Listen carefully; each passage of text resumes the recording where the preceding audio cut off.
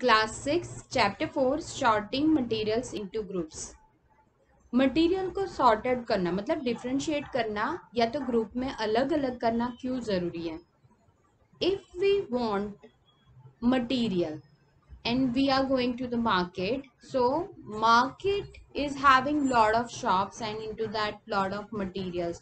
If I talk about textile, तो अगर कपड़ा चाहिए तो कपड़े में बहुत सारी वैरायटी होती है और जब कभी भी हम शॉपकीपर के पास आता है तो उसके पास डिफरेंट डिफरेंट मटेरियल्स के क्लोथ्स होते हैं। तो उसमें से पर्टिकुलर एक टाइप का क्लोथ चाहिए हमें, तो हमें उनको बताना पड़ता है कि मुझे ये चाहिए, तो वो ग्रुप ऑफ मटेरियल में से हमें देता है जो हमें चाहिए वो वाला मटेरियल। सो इसीलिए बहुत इम्पोर्टेंट है ग्रुपिंग करना और उसे शॉर्ट आउट करना। ग्रुपिंग मतलब अगर कोई भी मिक्सचर हो, सपोज चॉक, डस्ट या सैंड, स्टोन या would and paper and plastic, metal, तो वुड, पेपर, प्लास्टिक, मेटल को अलग अलग करना पड़ता है, तो हम उसमें से पर्टिकुलर एक चीज नहीं बना सकते हैं। अगर वो साथ में हो तो उसमें से कोई भी नया मटेरियल या ऑब्जेक्ट बना सकते नहीं है। इसीलिए ग्रुपिंग बहुत इम्पोर्टेंट है, ताकि हम लोग उसे उसके दिखाव के हिसाब से या तो उसके रफनेस या हार्ड है या सॉफ्ट है या उसके शाइन कैसी है, उसके हिसाब से हम लोग उसे अलग अलग कर सकते हैं। प्लास्टिक की चेयर बनानी हो और मिक्सचर ऑफ डिफरेंट मटेरियल्स हो हमारे पास, तो we can not make plastic chair out of different materials. तो पहले तो प्लास्टिक को शॉर्ट आउट करना पड़ेगा। एक एग्जाम्पल के तौर पे बात करें तो कोई एक शॉपकीपर हो, उसके पास बहुत सारा मटेरियल है, but he can not make a object out of the particular material. तो सबसे पहले मिक्सचर को अलग अलग करना पड़ेगा और मिक्सचर में से अगर बात करें प्लास्टिक, वुड, ये मटेरियल में से, और मेटल या और कोई मटेरियल की बात करें तो चॉक या सैंड या डस्ट, तो मतलब हर एक को अलग करना पड़ेगा according to their appearance, softness, hardness and solubility या तो फिर फ्लोटेशन, ये सारी प्रॉपर्टीज होगी मटेरियल की। तो शॉपकीपर को अलग करना पड़ेगा प्लास्टिक को, तो प्लास्टिक प्लास्टिक एक साइड निकालेंगे, मेटल मेटल एक साइड निकालेंगे और वुड वुड एक साइड निकालेंगे। तो अभी उसके पास ये अलग अलग हो गए, प्लास्टिक के ऑब्जेक्ट्स, मेटल के ऑब्जेक्ट्स और फिर बात करें वुड के ऑब्जेक्ट्स। तो ये सारा अलग होने के बाद उसमें से नया वो किसी और को सेल आउट करे तो उसमें से नया ऑब्जेक्ट बन सकता है। तो इसीलिए बहुत इम्पोर्टेंट है कि मटेरियल को सॉर्ट आउट करें into groups. One material can be made out of like different different objects, मतलब बोल सकते हैं कि एक चीज बनाने के लिए अलग अलग मटेरियल भी यूज कर सकते हैं और एक मटेरियल बनाने के लिए अलग अलग ऑब्जेक्ट्स भी यूज कर सकते हैं। चेयर मेटल की, वुड की और प्लास्टिक की, तीनों की बन सकती है। और अगर टेबल की बात करें तो टेबल भी प्लास्टिक, वुड या मेटल का बन सकता है। तो एक ऑब्जेक्ट बनाने के लिए अलग अलग मटेरियल यूज हो सकता है और एक मटेरियल बनाने के एक ऑब्जेक्ट बनाने के लिए अलग अलग मटेरियल्स भी यूज कर सकते हैं। तो देखते हैं next, properties of material. Based on different properties, materials can be differentiated into their respective groups. Listed below are the properties of materials. यहाँ पे कुछ properties लिखी हुई हैं, तो देखते हैं first one. They are in the three different forms, तो that is solid, liquid and gases। ये आप सब लोग जानते हो कि materials are either solid, liquid और gases। तो नेक्स्ट है, second criteria use to sort out materials are based on their appearance, मतलब देखाव कैसा है, कलर कैसा है, टेक्सचर कैसा है, हार्ड है कि सॉफ्ट है, लस्टरस है कि नहीं है, मतलब उसके ऊपर शाइन है कि नहीं है।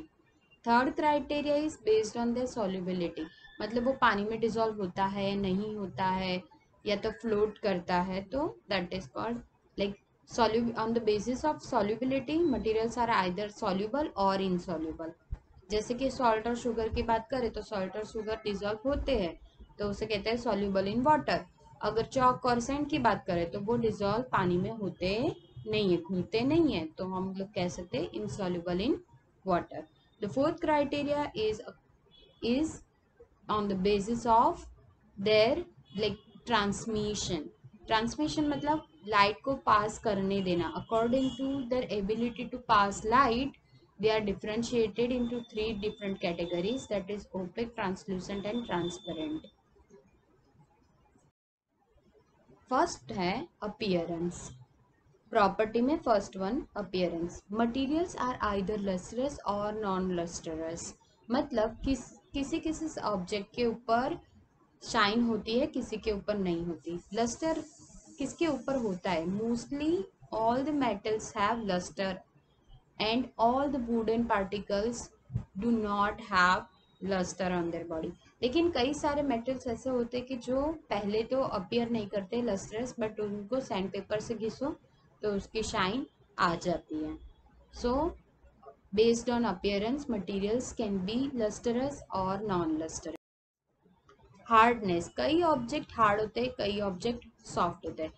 तो materials that can be compressed मतलब दबा सकते हैं और deform easily are referred to as soft substances. जिसको कॉम्प्रेस कर सकते हैं इजीली या डिफॉर्म कर सकते हैं इजीली उसे कहते हैं सॉफ्ट सब्सटेंसेस। और जिसको कॉम्प्रेस इजीली नहीं कर सकते, materials that are difficult to bend और compress are termed as hard substances. तो उन्हें कहते हैं हार्ड सब्सटेंसेस। जिसको बैंड नहीं कर सकते इजीली और जिसको कंप्रेस नहीं कर सकते इजीली उसे कहते हैं hard substances. Based on solubility some substances disappear और डिसॉल्व इन वाटर, जैसे कि ले सकते हैं शुगर, विनेगर या तो फिर ले सकते हैं सॉल्ट, ये सारे डिसॉल्व होते हैं तो उसे कहते हैं soluble in water. Some substances do not mix, they float on water and sometimes no matter how much you stir it do not dissolve, मतलब कितने भी बार घुमा लो लेकिन वो फिर भी डिजॉल्व नहीं होते हैं तो उसे कहते हैं इनसॉल्युबल इन वाटर। अगर एग्जाम्पल की बात करें तो ऑयल, कैरोसिन, डीजल, पेट्रोल ये सारे ही पानी में घुलते नहीं हैं तो वो होंगे insoluble in water। Materials can be grouped in the three main categories based on their ability to transmit light। तो ट्रांसपेरेंसी के बेस के ऊपर मटेरियल्स को तीन डिफरेंट कैटेगरीज में डिवाइड किया है। First one is transparent, second is opaque and third is translucent. Material अगर लाइट को पास होने दे तो उसे कहते हैं ट्रांसपेरेंट। मतलब अगर एग्जाम्पल के तौर पे ले कोई एक ग्लास, तो ग्लास के थ्रू हम लोग आर पार देख सकते हैं तो उसे कहते हैं transparent. That means glass is allowing light to pass through it. अगर पानी की बात करें तो पानी भी क्लियर होता है, सनलाइट पानी के बॉटम तक जाती है, मतलब जो अगर रिवर या लेक की बात करें तो बॉटम तक जाती है, कई बार नहीं जाती अगर डीपनेस ज़्यादा हो तो। अगर ग्लास में पानी लो तो भी आप देख सकते हो कि at the bottom of the glass we can see the reflection of sun rays, तो दैट इज ट्रांसपेरेंट। तो ग्लास और पानी दोनों ही अलाउ करता है लाइट को पास होने में तो उसे कहते हैं transparent. Objects which allow light to pass through it is called transparent object. Opaque, opaque मतलब जो मटेरियल लाइट को पास नहीं होने देता, कंप्लीटली ब्लॉक करके रखता है तो उसे कहते हैं ओपेक। ट्रांसल्यूसेंट, ट्रांसल्यूसेंट मतलब थोड़ा सा पार्शियली लाइट पास होती है और कई बार नहीं होती। मतलब जिस ऑब्जेक्ट में से लाइट हल्की सी पास हो, अगर एग्जाम्पल के तौर पे बात करें ऑयल पेपर, बटर पेपर, तो वो अगर उसको हाथ में पकड़ के देखो तो हम लोग हमारा हैंड दूसरी साइड का स्लाइटली देख सकते हैं तो उसे कहते हैं ट्रांसल्यूसेंट। तो इस तरह से मटेरियल्स डिवाइड होते हैं इनटू थ्री डिफरेंट कैटेगरीज।